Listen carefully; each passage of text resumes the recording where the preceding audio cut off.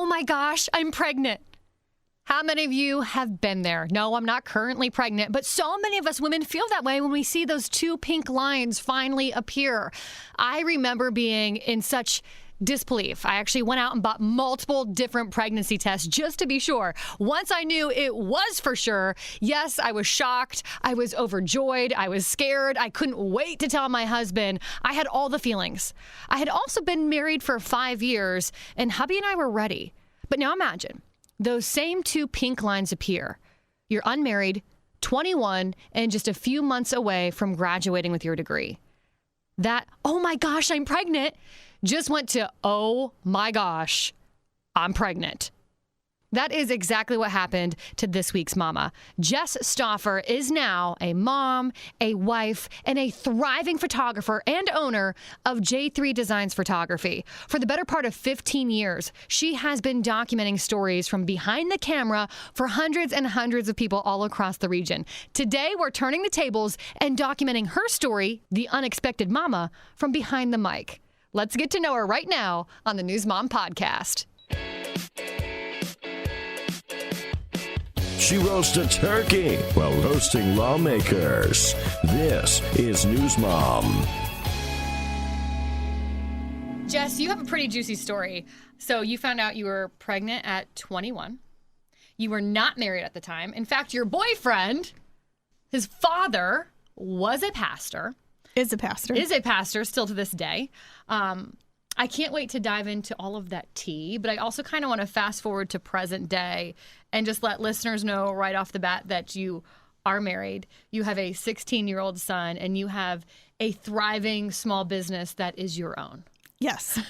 You are a photographer here in Fort Wayne, Indiana, and you've had this successful career for what? You're going on getting to 20 years, aren't you?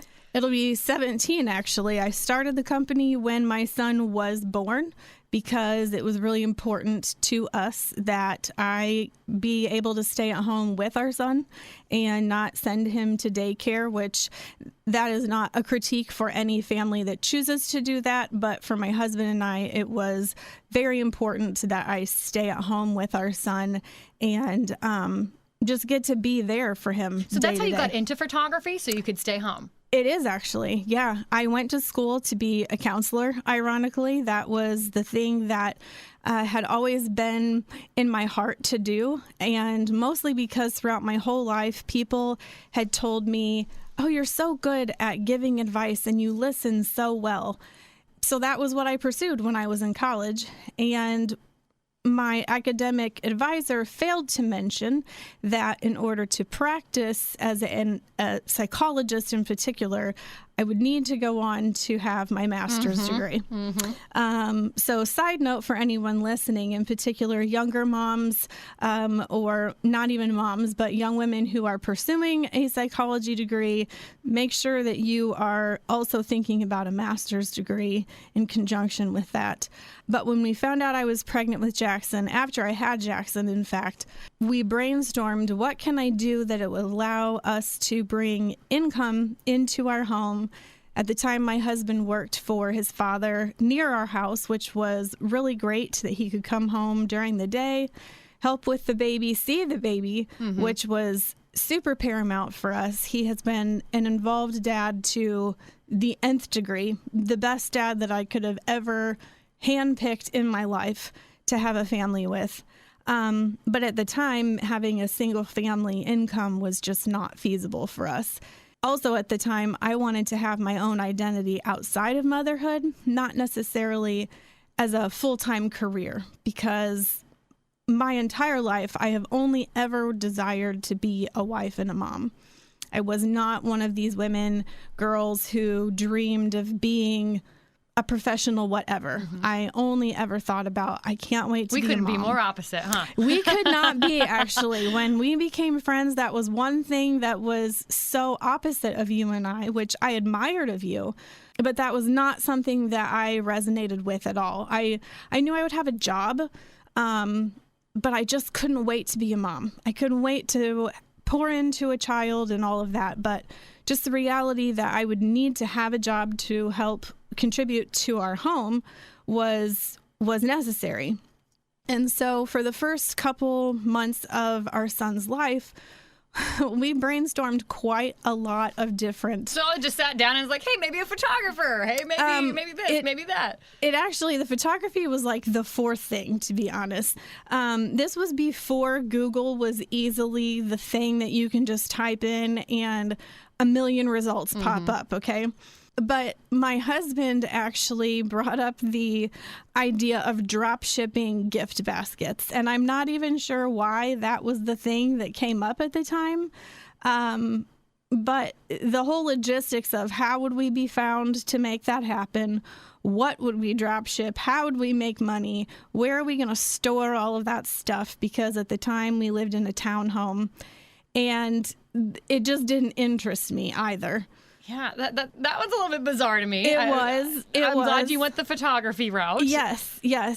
Bless his heart. He has been such an integral part in pushing me to really develop my own business sense. And so the photography thing came about because there was a woman in town that was doing natural light photography.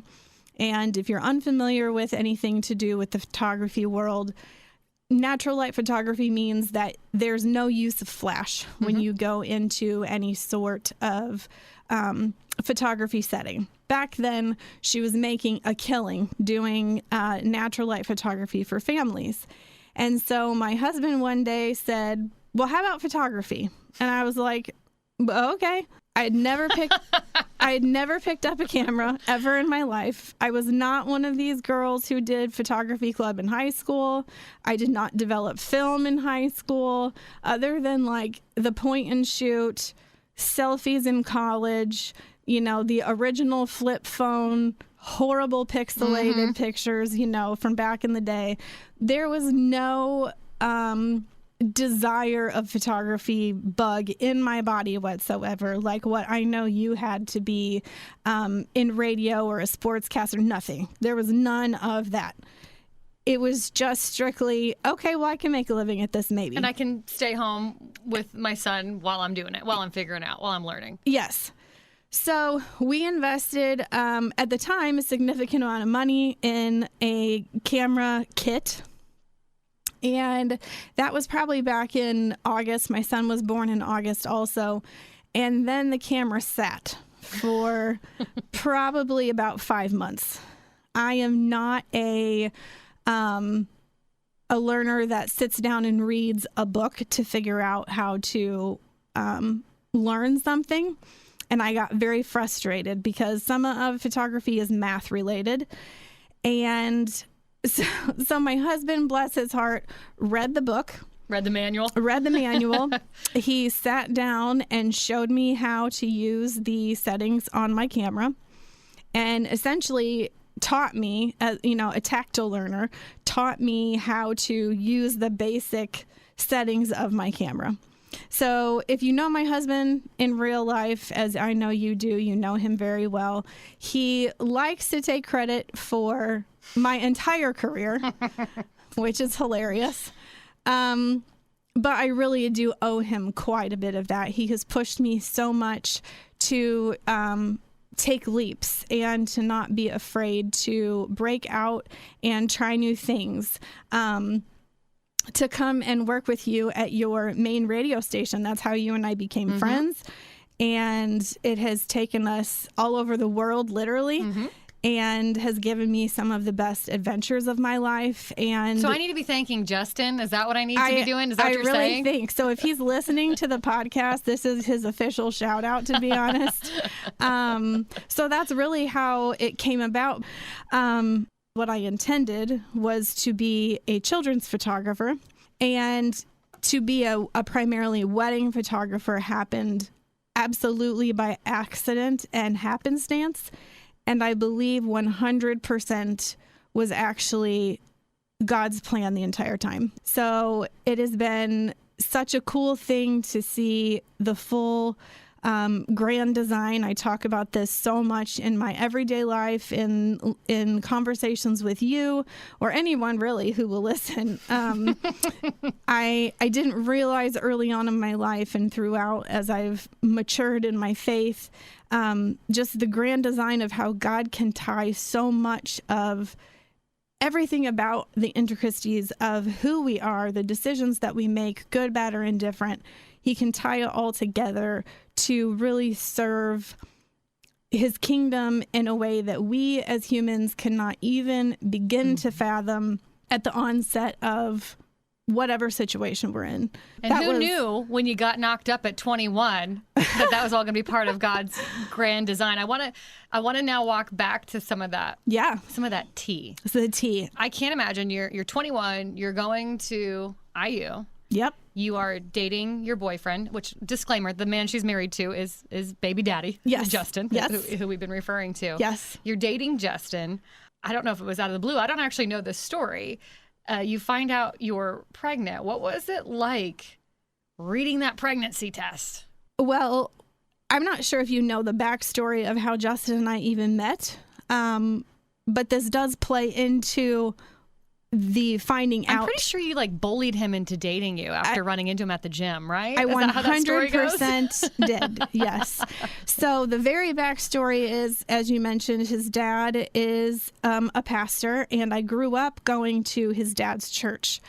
And I remember his dad being just this booming fire and brimstone pastor up on stage. And I didn't even know that he had a son at the time. So years and years later, I meet Justin at the gym, and he is, gorgeous, and I am not necessarily the pinnacle of physical prowess, and in particular, weightlifting. My diet consisted of McDonald's chicken nuggets, which that you and I would have. We do have that in common. We do have that in common, or did. I don't eat McDonald's chicken nuggets anymore.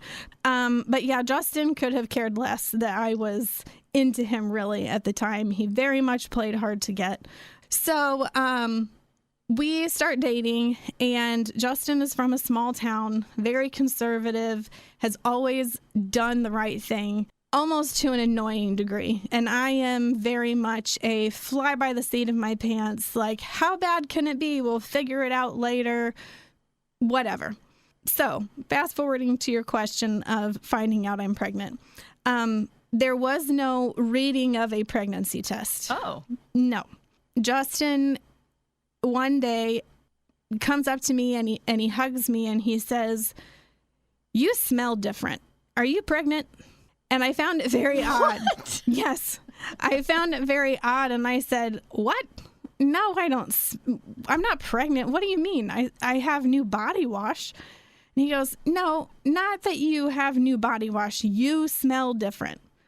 And I was like, "You have lost your mind." And I said, "No, there's no possible way I can be pregnant." I'd, of course, been on hormonal birth control since I was, 16 years old. Which is a whole other topic of conversation. Which is a whole other topic of conversation, which we will get into. We'll have that one another day. We'll have another podcast on that. If your kids are on it, get them off now. If you're on it, get off of it now. But anyway. Yeah, there's a whole, yes.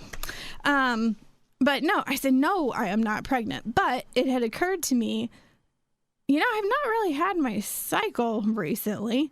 And I said, that does kind of seem off. I'm going to make an appointment with my doctor. So December 27th of 2005, and I go in and I'm like, "Hey, doc, something's amiss. I'm not having my cycle.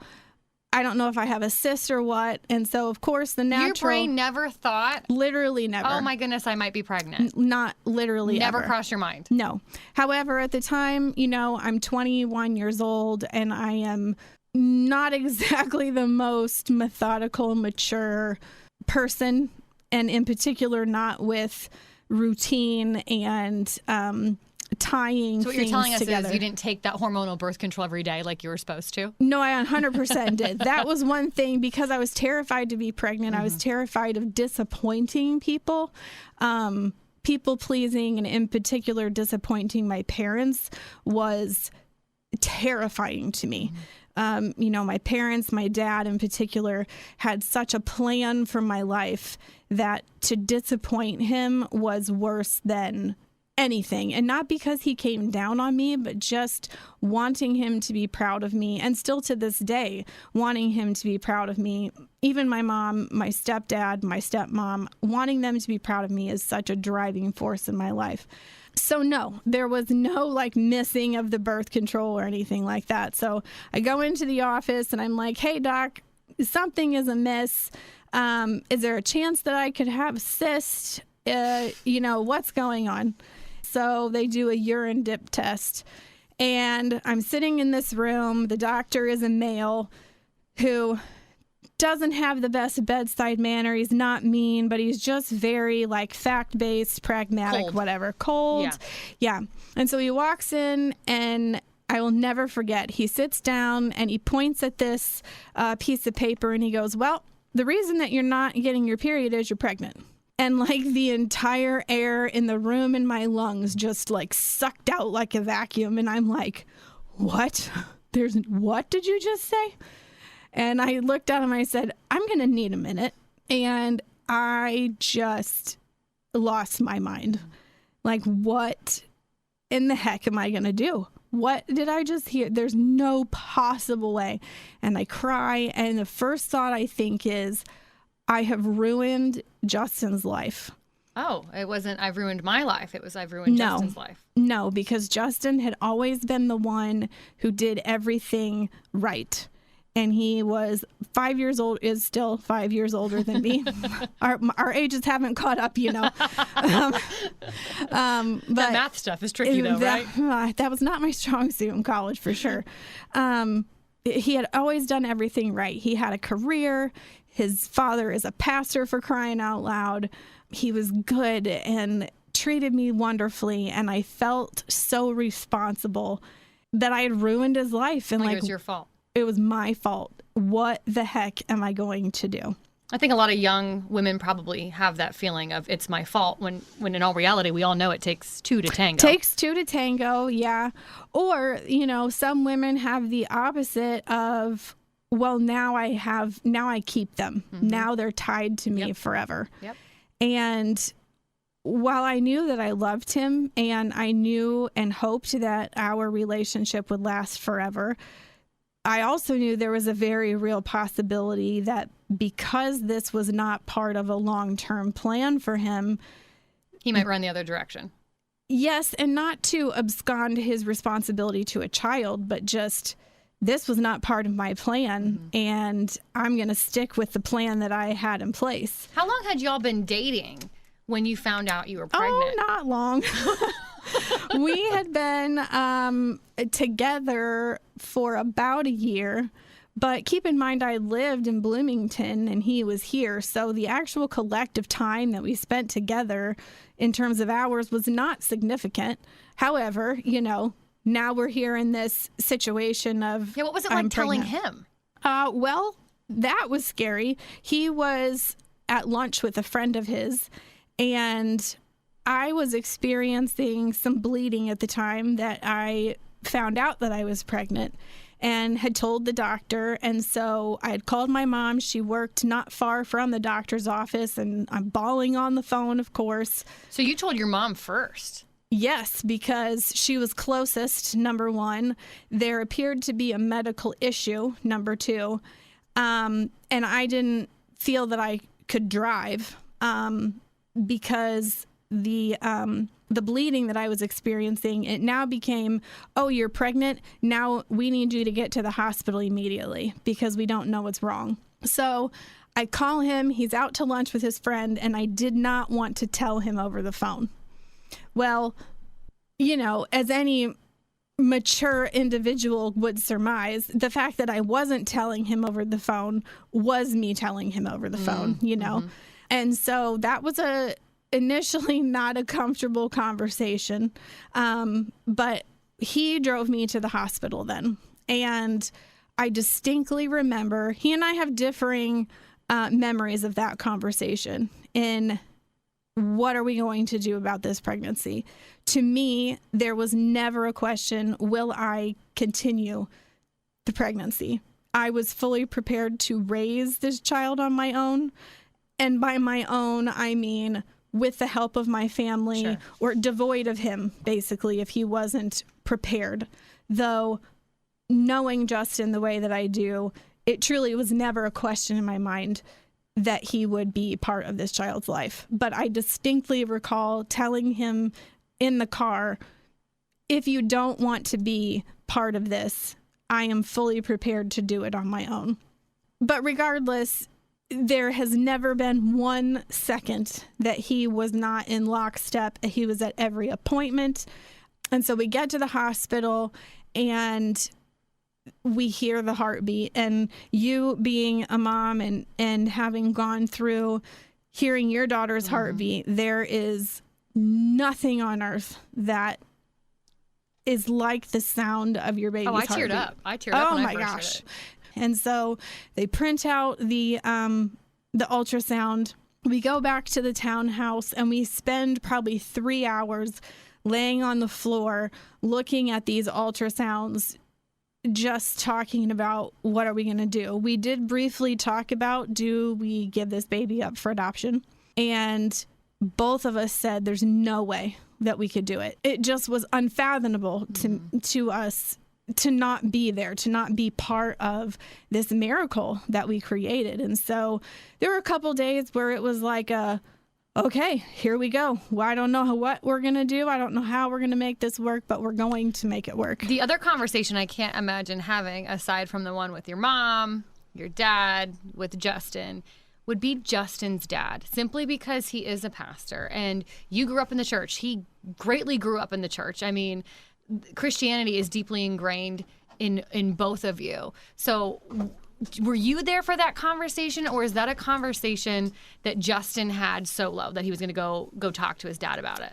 That I was not part of. You're like, amen, thank you, Jesus, hallelujah. I don't know that I was necessarily pleased that I wasn't part of it. Oh. I actually, with the exception of a few friends from college, did not get to revel in the excitement of telling people that I was pregnant, simply because of the situation surrounding my pregnancy. It was a shock to everyone. It was what are we going to do? Because it was my final semester of my senior year at IU. So there was the whole notion of, do I stay at IU and finish and Justin miss the bulk of my pregnancy, because I would have then been about 6 months pregnant by the time I move up? Do I move back up here? What did you do? I withdrew from IU and I moved up. So we found out December 27th and I moved back up to Fort Wayne January 9th. Wow. Didn't ask him if I could move into the townhouse. I just did. See what I mean with that whole bully part? There was, I'm not sure that, I don't know if he was on board with that necessarily, but it was just, I showed up and here's all me moving things. My cat is moving in, all of my stuff. Did you ever finish school? Yes, I did. That was a paramount thing that I wanted to do for myself, but also for my parents. They had invested quite a lot of things, but his parents always knew he did the right thing all the time. And he was a full-fledged adult. He had a career. He lived on his own. It wasn't like he was, a teenager living at home, at home, them paying the bills, whatever. But his family has always been so, so gracious. And it is the grace that they have extended me over my life as to what has taught me how to be gracious to not just people who have been difficult in my life, but in the social landscape that we're in right now. Whatever. We have a whole list that you talk about on your morning show. It's given me such a perspective of how do we extend grace to these people where they want to know if these people are being loving to me, even if they disagree, because they follow and love Jesus, then I want to know who this Jesus is about, if they can be this loving and this gracious to me in spite of our difference of opinion. So you bring up a good point.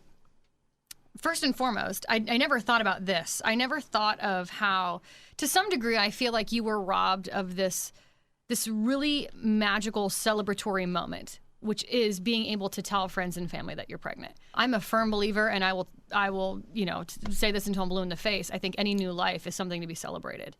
And you were kind of robbed of that moment, essentially, of being able to celebrate that, whether that be going to tell Justin's parents or in the moment of your mom, you're kind of having this medical emergency too. So it was kind of not your typical, what you hear, what you see on social media of how women are telling their families and so on and so forth and telling their friends.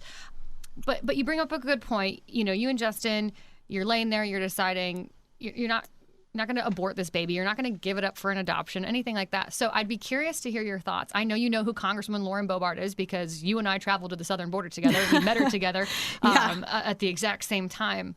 She's been recently making all of these headlines. And I don't necessarily, not that we have to get political about it. I'm all for doing that if you want to, but she's made I'll headlines. I'll get political as much as you want, Okay, girl. deal. She's made headlines recently for folks who don't know it because she recently announced, now she's 36. She was a teen mom herself, and she has just announced that one of her 4 boys, she has 4 boys, that her oldest, who is 17, got his 16-year-old girlfriend knocked up. Okay, she just announced this, and in fact, if you missed it, here's some audio from that moment. And I've said many times, Jason and I, we are raising our 4 boys to be men before liberals teach them to be women.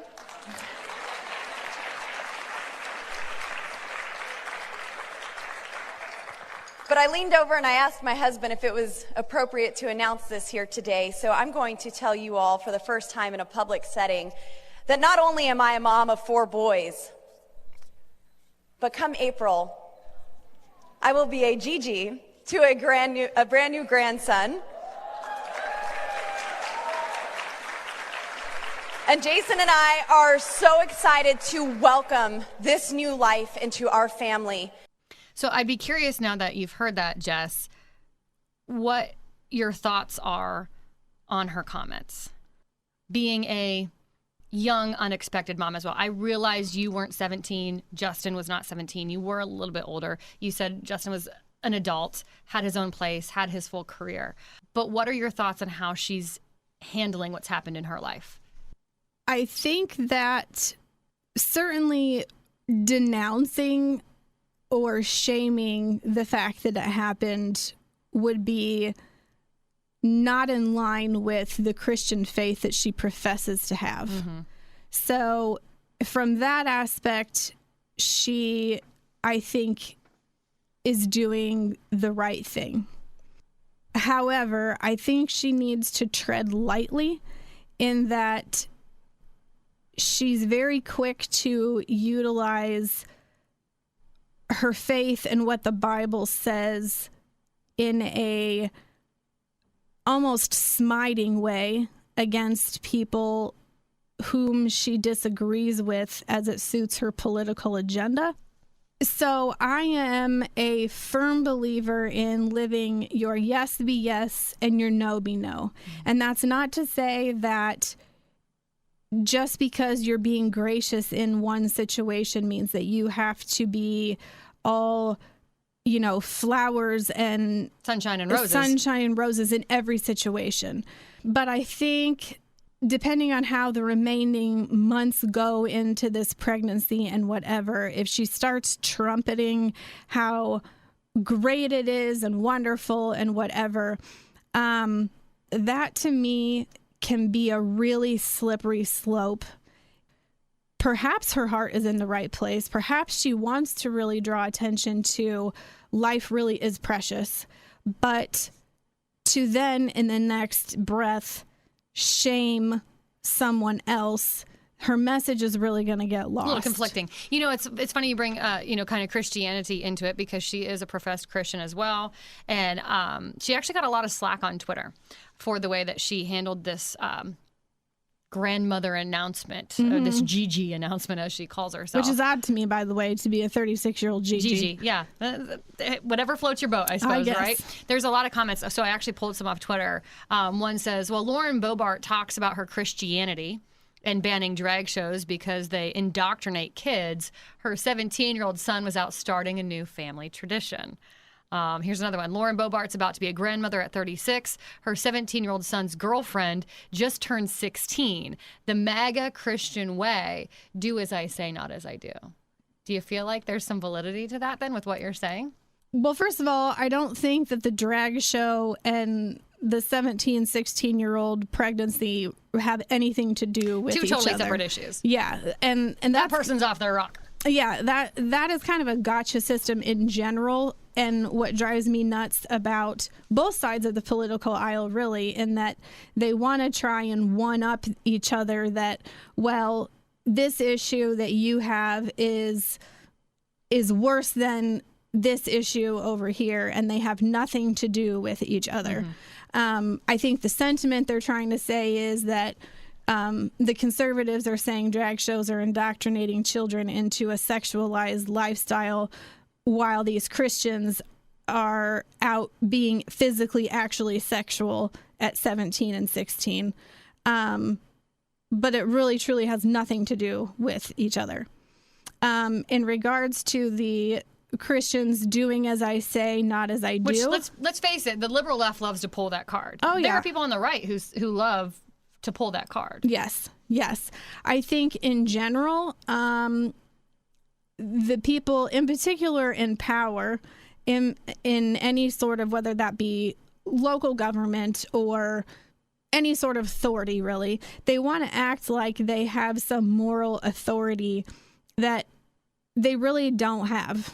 The only person that has walked this earth ever that has been the one true perfect person is Jesus Christ. And everyone else falls short in some form or fashion. And so to elevate ourselves to this prideful level and act like we are above someone else simply because we ascribe to some doctrine is what is causing so much division in this country. And I think what is lacking in a huge way in this country is grace. And even in this situation of Lauren Bobart's son and his girlfriend and impending granddaughter, for example, these people on Twitter that are dragging her are the same people who are mad at Republicans for not supporting Abortion. Exactly. And I think that's where I get really annoyed, actually. Yeah. I get annoyed at the Christian, do as I say, not as I do sentiment that we always hear that. I think we all know what the sin was in the situation of Lauren Bobart's son and girlfriend. I said it before, I'll say it again. I'm not really sure what Lauren Bobart was supposed to say, right? Was she supposed to stand up there and say, oh, gosh darn it? That's not what she's going to say. If she's in a career, she's in a spotlight, she's in politics, that's just not the card she's going to play. A. B, I like to believe her. I like to think that she truly has also this embodiment of celebrating new life. She came off that way to me. I've met Lauren now a handful of times. She is a wild card, firecracker, full of life kind of gal, but she also got knocked up at a rather young age. So she knows what that is like and probably how important it is for people to be supportive of said new life. I believe all new life should be celebrated, is what I said earlier. Yeah. So to me, I'm not really sure what else people expected her to say. But my thoughts now with you, like I said, you were laying on your townhome floor with, at the time, your boyfriend. You knew you weren't going to abort the baby. You knew Justin wasn't going to leave you. You knew adoption wasn't for you, that y'all knew you were going to have this baby. Do you think if young people, particularly those out of wedlock, and do you think if parents who have these kiddos who do find themselves in this situation at a young age, if they responded the way Lauren did or the way that you and Justin did, which was, I'm going to embrace this life, right? Do you think there would be less abortion? Because there is quite a stigma. And I'm sure you probably experienced it 15 plus years ago. I mean, again, you're deeply enrooted in the church. Justin's father's a pastor. I know there's a stigma there, right? Yeah. So do you feel like if there was this more of the celebration, like I get it, we all know what the sin was? I think that is a multifaceted question. Number one, first and foremost, God was not surprised by our sin. He knew that it was going to happen. However, he also says in his word that no matter what, he will use our sin to work for the good of his kingdom. And I believe unequivocally that the birth of my child, the sin even of us conceiving my child, has in effect had such a great impact, not just on me and my husband, but on so many people in our life. People who found themselves in similar situations, people whose marriages were on the brink of divorce, really. And Justin and I, when we learned of our pregnancy, we had this conversation that we are subject to the statistics, which at the time that we found out we were pregnant, if I can remember correctly, for people who got pregnant and were cohabitating, which we considered ourselves to be at the time, 67% of those relationships ended within 9 months of the baby being born. And that doesn't include marriage, just 67% ended, period. And 95% of them ended after 5 years. Wow. So the fact that we are now almost 19 years into our relationship, we were married 10 years in the summer of last year, we have beaten the statistics by a whole bunch. Yeah, we both don't math well, but we know you beat the Yeah, statistics. I don't math well at all, but I know it was a bigger margin than whatever the presidential election was.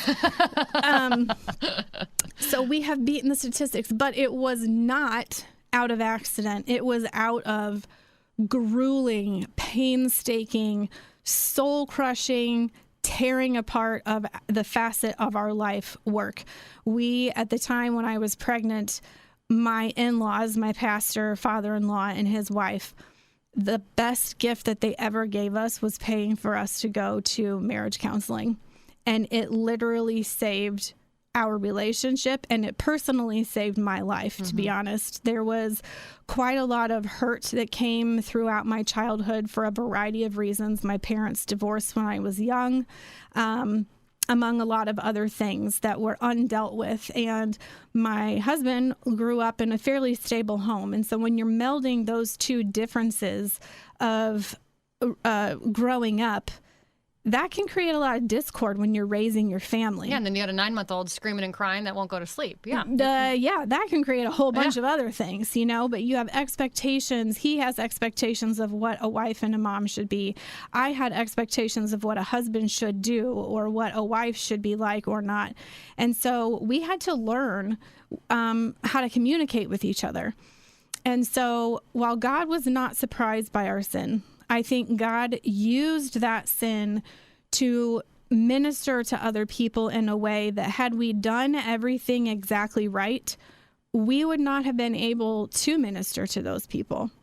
And one of the other beautiful things, I talk all the time about the grand design of God. I talk to you about this tons off the air.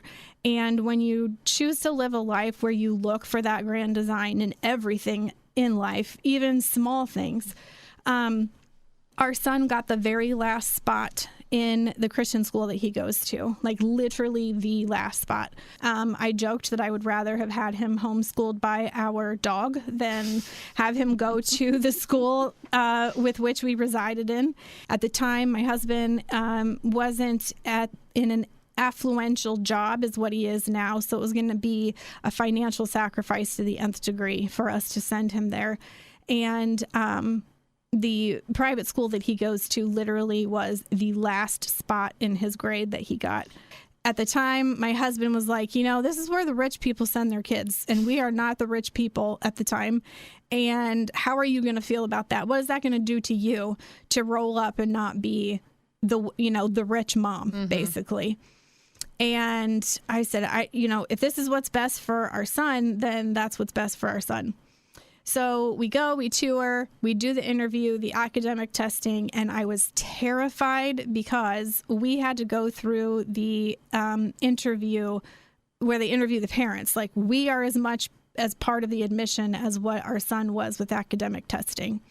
And at the time of our interview, we were not yet married. And so I thought, oh man, they're not going to let us in. We're not married. And thankfully, they did not ask that.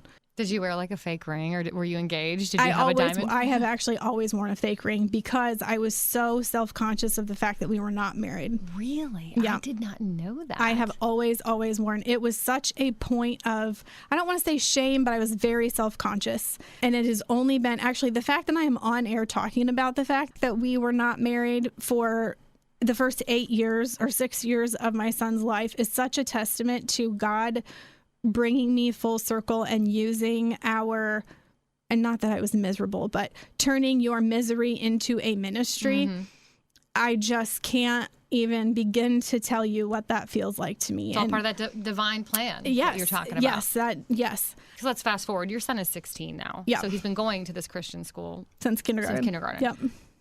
Do you still see him being exposed to a lot of the junk out there, cyberbullying, gender ideology, this furries business? Do you still see that in the Christian school? Absolutely not. It is one of the things that... Lucky you. It is with intention as to why he is at Blackhawk. The academics was the original reason that we wanted him to be at Blackhawk, and it's turned out that's a great benefit for why he's there. But I have since realized that it is not the main benefit. Well, yeah, 9-10 years ago, furries, at least to me, wasn't a thing 9-10 years ago. Neither was the transgender issue. This transgender movement that we got going on right now, I don't think it was as prevalent, and I feel like a lot of it is due probably to social media has made it more of a thing. It absolutely has made it more of a thing. Even my opinion on it has switched, actually. How so? 4 or 5 years ago, I recall a conversation at my dinner table with my husband, who is very black and white, as is my son. It is either right or it is wrong. This is what the Bible says. It just is not, it's just not acceptable. And I distinctly recall saying, well, if it's not affecting us personally, I don't see what your issue is. If they want to go and live their life, if they're not hurting anyone, what do I care? And it came from a good place in that I have always, and I live my life this way, I never want to be a person that makes someone else feel unloved, excluded, unwelcome in my home. Mm-hmm. That is not the type of Christian I desire to be. I don't feel that is how I'm going to encourage someone to want to know Jesus. If I'm hateful towards someone, if I am, no, you can't sit with us, well, then why would they want to know the Jesus that I truly love and serve and want other people to know? Well, then, so how have your views changed? You said this was about 5 years ago. That was your interpretation. So my views have changed insofar as when it comes to, in particular,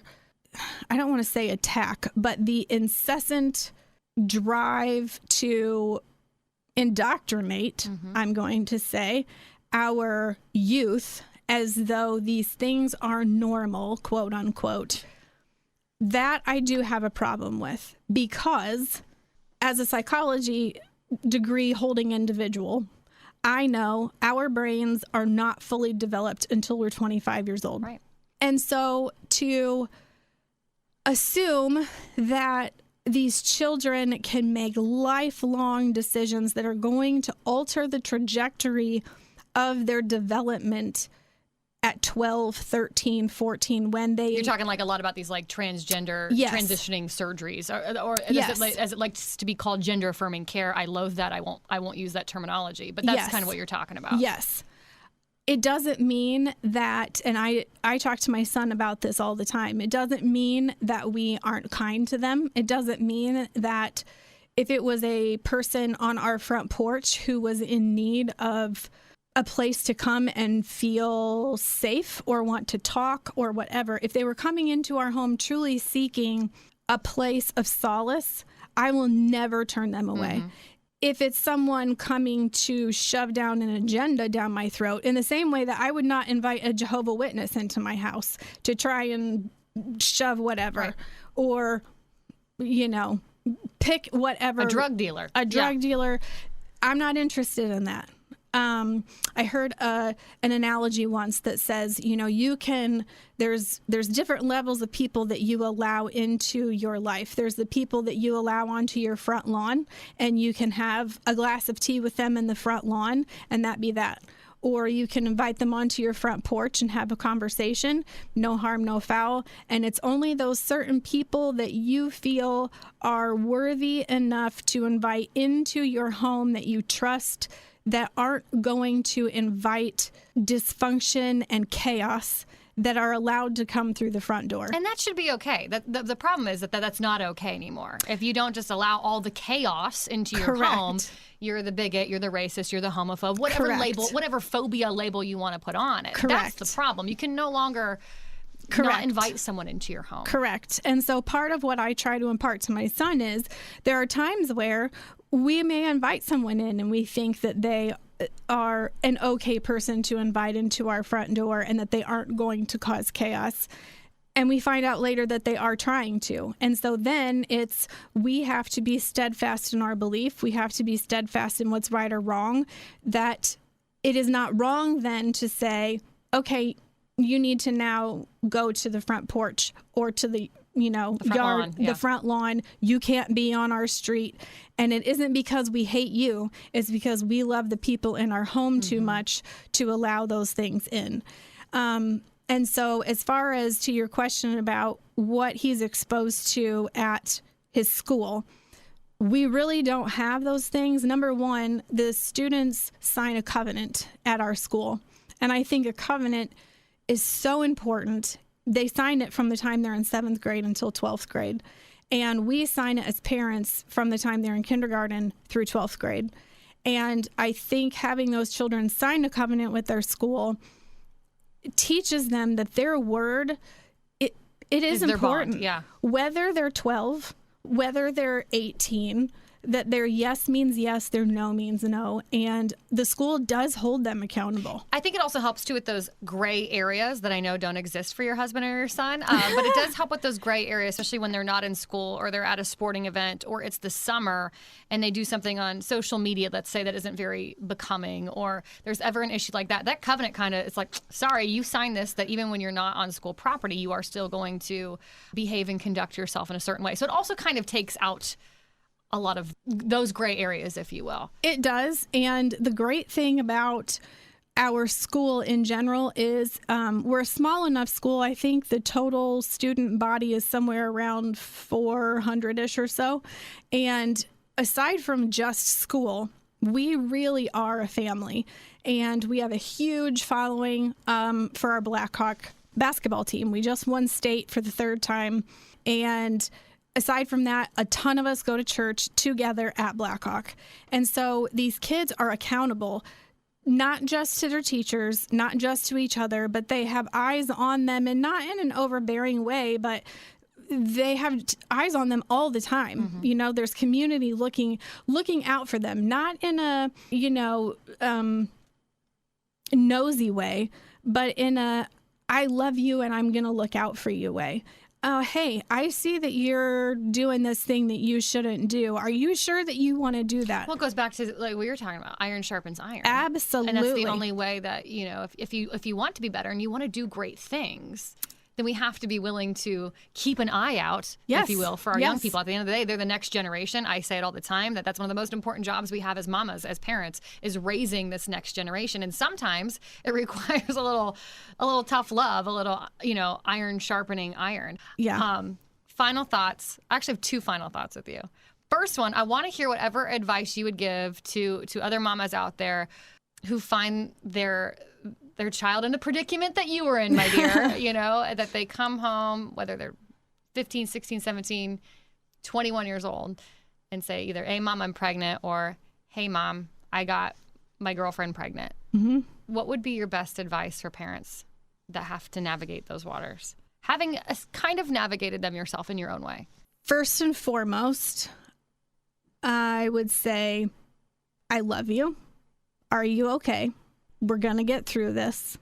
What can I do to help you? Yeah. Beyond that, the time for lecturing has certainly passed. So save that part. What they need is to feel supported, especially if, if we're speaking to the now grandparents of this impending child.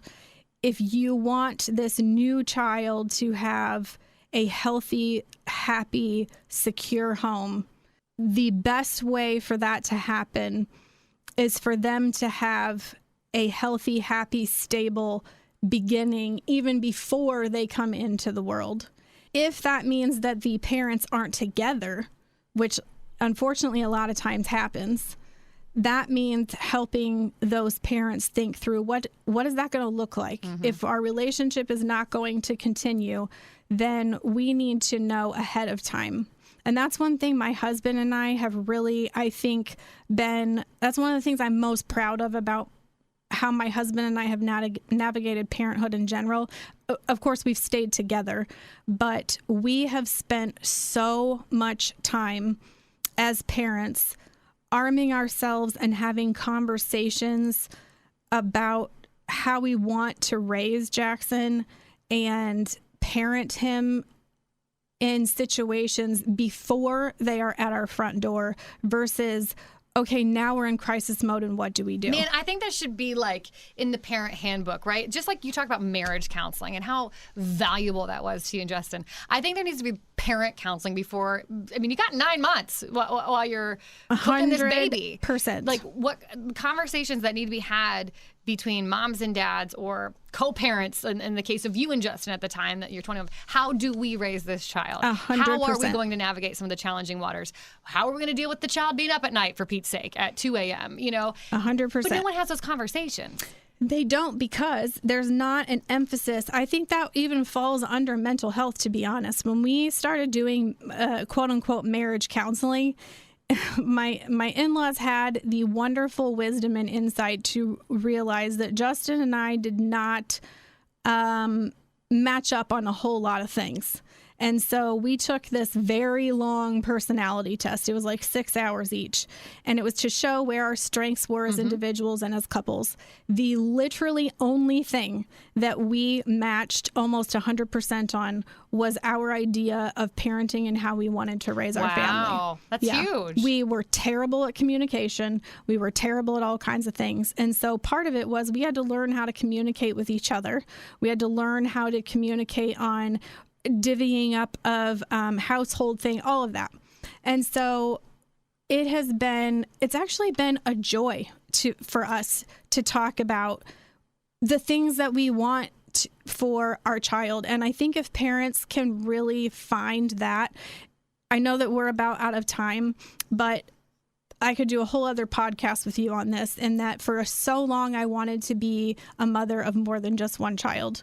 And it stole joy from my life for so long because I was so focused on the fact I didn't have more kids. And I would say until Jackson was about 9 years old, I focused so much on not having that other baby. And even in birthdays, even in whatever it was, yes, I was happy and excited that he had a birthday. But man, when am I going to have this other kid? Is this going to be the last 9-year-old birthday party that I throw? Yeah. It was it was a hard thing because I just had this idea in my head of, okay, well, we had this baby out of wedlock. Now we're married, so now we can do the right thing, and I get to announce that we're having a baby in the right way and all of this stuff. And I prayed for so long, God, please just take this away from me and let me live this life where I get to be happy with just and I hate this word just, by the way. Jess, that was going to be my other final thought. How do you feel about people who say, because this happens to me already all the time, and my daughter's not even 3 yet, oh, you only have just one child? As if, you're not a real parent. Well, that actually was said to me once. Oh, yeah, I get it all the time. You only have one kid? Yeah, it was said to me that I wasn't a real parent because I only had one child. Wow. And that was, that ended a very long friendship, actually. Left that chaos, like they weren't allowed on the road, that one. Nope, I ended it that day. How do I handle that? Well, for a long time, it made me very bitter. And there are still times where it pains me a little bit because I want to say, like, who came up with this idea of 2.3 kids and a white picket fence is the definition of the perfect family?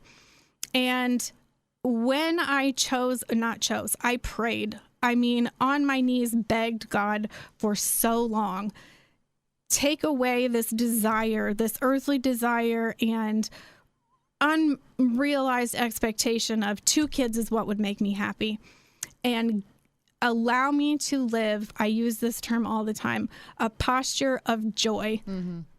Being Jackson's mom, not Jackson's mom and some child that doesn't exist, but Jackson's mom, and live in the spirit of I get to.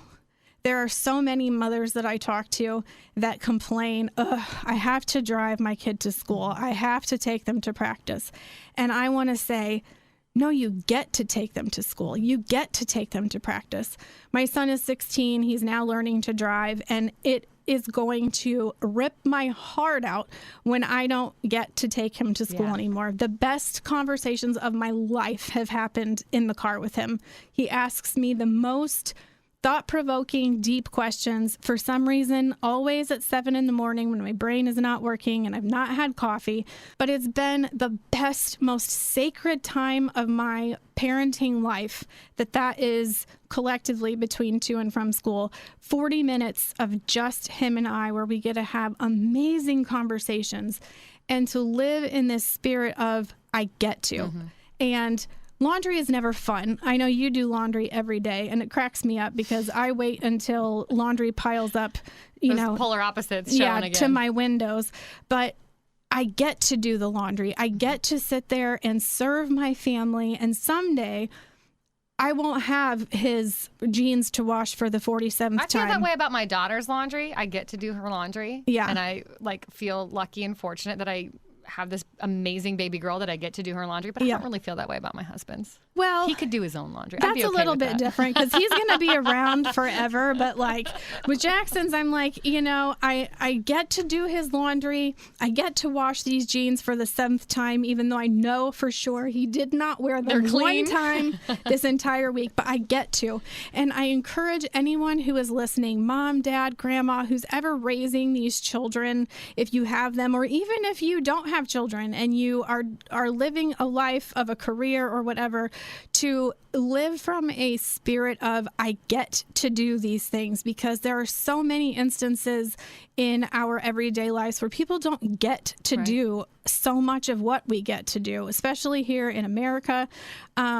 Even the things we fight about on the political spectrum, that we all get to do these things. We get to have these disagreements that don't end up in one of us being thrown off a building because we disagree with the government or whatever.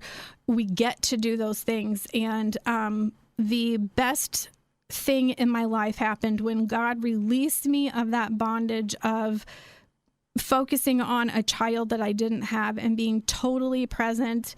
My dream would be to start a group called Parenting on Purpose and living a joyfully intentional life with our children. And that is what I try to instill into all of my friends, my new moms that I become friends with, that parenting on purpose is so much different than feeding your kids, clothing your kids. Keeping them alive is great, and that's what we're supposed to do. DCS will show up at your house. If you don't, I work for DCS on a part-time basis, so someone will show up at your house if you are not feeding your children. But there is a difference between that and being an intentional parent. And so I think that if you can move into that headspace, you are going to experience a joy as a parent that is just absolutely unmatched, and what I think God has truly intended for us as parents when he allowed us to be parents to his children. You get to. You have to. Yes. I love it. Jess, thanks for being here and being so transparent. Thanks for having me. You get to instead of you have to. I don't know about you, but I love that. You get to instead of you have to. What a great takeaway. That is something Jess and I actually do have in common. And this was actually a lesson my husband taught me years ago. When we first got married, I would dread going to the grocery store. I always did. I always complained about it. And one day he just must have been tired of me complaining because he said to me, Kayla, how lucky are we that we can actually afford groceries? How lucky are we that we can pick the food we buy? How lucky that we get to go to the supermarket? And I don't even really know if my husband knows this, but that was such a beautiful life lesson that I learned pretty early on in our marriage. I get to go grocery shopping instead of I have to go grocery shopping. And like Jess, I have woven this get to mentality into every fabric of my being. I get to breathe air into my lungs every morning. I get to drive to work. I get to clean our beautiful home. I get to do my daughter's laundry. I get to take her on a walk to collect rocks for the 1,000th time. I get to instead of I have to. Talk about living a life of bliss. Talk about living a life of joy. And isn't that at the end of the day what most of us want anyway, to live a joyfully, blissfully fulfilled life? When you replace I have to for I get to, this will change everything. This will change your mindset. It will change your work. It will change your relationships. It will truly change your life. So if you have just one takeaway today, let it be that. I get to instead of I have to. So far, if you are enjoying the News Mom podcast, and there is so much more in store for you, I cannot wait. I myself am on the edge of my seat with my popcorn. I'm just so excited for what we're doing here on the News Mom podcast. But if you are enjoying it, please download and subscribe to the News Mom podcast on whatever platform you are listening from. You can find the News Mom podcast on all the platforms. Definitely give me a 5-star rating. That is the best, greatest thing you can do for me if you are enjoying the News Mom podcast. I like to say this and emphasize this. I do not hide behind a paywall. I'm not making any money off of doing this. I simply do this just because I feel like there's a need for it. There is a need for all of us mamas to come together without the judgment, without the hate, and feel like we can actually talk about the things that are really impacting us as parents, that are impacting us as moms, that matter to us as moms. And this, I hope, is truly the space where we get to do that here on the News Mom podcast. She chases toddlers while chasing stories. This is News Mom.